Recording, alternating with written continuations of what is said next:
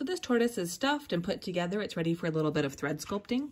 I have eyes sort of placed about where I like to have them on my tortoise. Tortoise eyes are pretty close to the front of the face. You can even move up a little bit, but I like mine kind of right in this curve.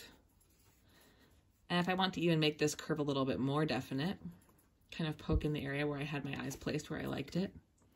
This is a doll needle with some doubled over thread attached. This head is small enough, you don't really need a doll needle, but it can make it easier to see where your placement is.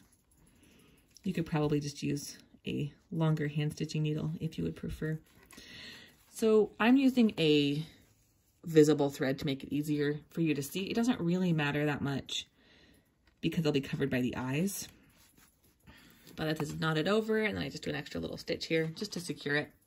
Now what I'm going to do is stitch straight through the head, right where I have it poked in, and come out right where I want the other eye to be.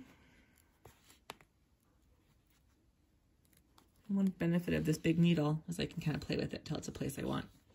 And then I just pull it through, and then I go back in right next to where I came out, and come out again on the other side where that knot is. And you'll go back and forth a few times, kind of pinching as you go, just to help it be the shape that you want. I like to kind of pinch it in.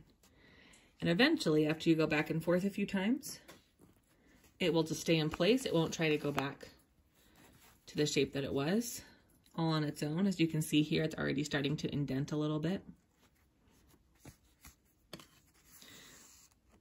So I'll probably go back in just one more time. It's a really nice shape.